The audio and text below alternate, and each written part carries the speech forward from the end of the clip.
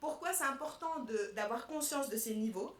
Parce qu'en fait, le niveau individuel, on peut assez facilement disons, l'observer, l'appréhender, ou même le niveau interindividuel, un groupe. Mais quand on parle d'institution, on ne parle plus de personnes, on parle de normes, on parle de règles de fonctionnement, on parle de la manière dont une vision du monde, de la société est incarnée ou est contenue par cette institution. Et donc c'est un niveau supérieur, en fait, si vous voulez, de racisme qu'on essaye de visibiliser, enfin de racialisation plutôt qu'on essaie de visibiliser en vue de le déconstruire. Et donc, pour moi, ça c'est voilà, un des enjeux le plus important, c'est de vraiment réussir à diffuser, à faire comprendre ce racisme institutionnel, qui d'ailleurs sera l'objet, ouais, ça va, j'arrive à la fin, qui sera l'objet de plusieurs ateliers cet après-midi. Il y a la question de la police, enfin, il y a différentes questions qui vont revenir. Et l'autre chose qui est très importante, attendez, ouais, je vais conclure là.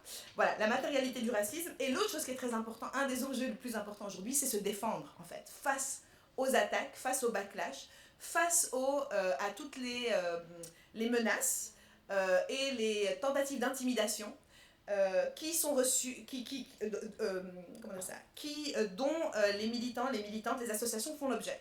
Parce qu'elles dénoncent le racisme, parce qu'elles mettent des mots, parce qu'elles visibilisent des mécanismes, des mécaniques violentes et les responsabilités derrière cette violence sociale et politique. Et en fait, la criminalisation des militants antiracistes, c'est typiquement, il suffit d'ouvrir les chaînes d'infos françaises pour l'entendre, c'est quand on parle de ces militants racialistes. Donc, les personnes qui défendent, enfin, les personnes qui veulent dénoncer le racisme sont devenues les promotrices du racisme. Ces indigénistes, décoloniaux, islamo-gauchistes, etc. Donc, cette suite comme ça de catégories qui visent à stigmatiser, à injurier, à disqualifier, en caricaturant, en défigurant ce que c'est la décolonisation par exemple, ce que c'est pour justement inverser la culpabilité. C'est ça le mécanisme qui est à l'œuvre. Donc, il y a l'ignorance d'une part, et sur cette ignorance, on arrive à, du coup, inverser la culpabilité. Ce sont les féministes qui sont des sexistes, quoi. Ce sont les militants antiracistes qui sont les racialistes, et qui, du coup, vont faire advenir le monde d'avant. Donc ça, c'est vraiment typiquement une lecture qui est déconnectée de l'historicité et de la matérialité, quoi, des choses. Et donc, face à ce backlash, qui est quand même de plus en plus violent, qui menace la liberté d'expression, d'association, etc., il est très important d'être aux côtés des militants et des militantes et du mouvement antiraciste. Et pour terminer, parce qu'il faut terminer, c'était ça un peu le message que je voulais adresser, c'était de dire que le MOC, parce qu'acteur collectif, parce que tous les différents niveaux d'action, du terrain jusqu'à le plaidoyer politique et tous les lieux de pouvoir et cette dimension, voilà, d'acteur collectif et institutionnel, a évidemment la possibilité d'amplifier et de mettre la pression pour faire avancer la lutte antiraciste. Le MOC fait partie de la coalition NAPAR qui regroupe 65 organisations qui demandent un plan d'action contre le racisme, promis par la Belgique depuis 20 ans, toujours pas réalisé.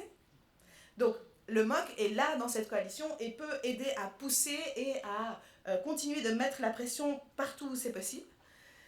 Le MOC a aussi un rôle important pour faire reculer cette extrême droitisation, la manière dont on se positionne par rapport à ces débats, la manière dont on légitime ou pas les propositions et les hypothèses qui sont charriées par ces débats. Le fait de ne pas laisser faire, de ne pas regarder de côté, mais affronter ce qui est en train de se passer, la violence qui est en train d'être allumée voilà, et qui s'intensifie. Ça, c'est aussi une responsabilité claire d'un mouvement, pour moi, comme le MOC. Et aussi, je n'ai pas cessé de le rappeler, le fait de lutter contre ces mécanismes qui permettent tout le temps de résister au réel et qui nous empêchent de voir que le racisme est là et de développer un savoir critique. Et donc, voilà. Pour moi, le message principal que je voulais vous adresser aujourd'hui, c'était qu'il était plus que temps de sortir du déni, de regarder le passé en face et surtout de voir à quel point il pèse encore sur notre présent pour rejoindre nos forces, pour développer une vision commune de la réparation, de la justice, et se tenir à côté de ceux et celles qui mènent la lutte et qui font face à des vents de plus en plus contraires et qui menacent leur liberté évidemment politique, mais in fine qui menacent les libertés de tout le monde. Voilà. Merci beaucoup pour votre attention. Et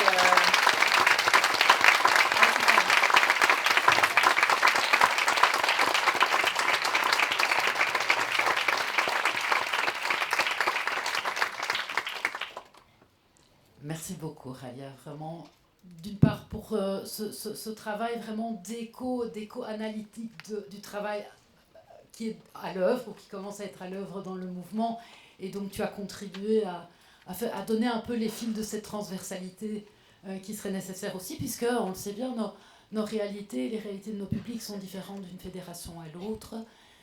Je vais vous proposer tout simplement de prendre un quart d'heure de pause avant le prochain exposé. Je pense qu'on est allé au ravitaillement pour le café, donc pour celles et ceux qui en avaient été privés à l'arrivée, vous l'aurez. Et on se retrouve, si vous voulez bien, 2-3 minutes avant 11h, comme ça on pourra laisser la parole à Mireille dans les temps aussi. Alors, Nicole me dit que non, vous n'êtes pas autorisé à vous lever, ni à boire, ni à quoi que ce soit.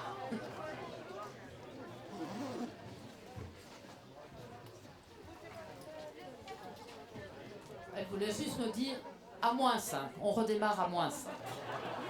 C'est moins grave que ce qu'on pourrait croire. C'est plus blanc. Vas-y, Fabrice.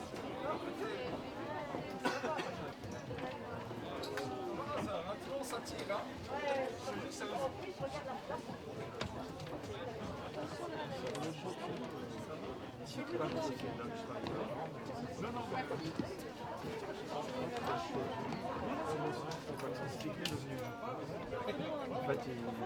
Nous, on est sur notre réunion d'équipe.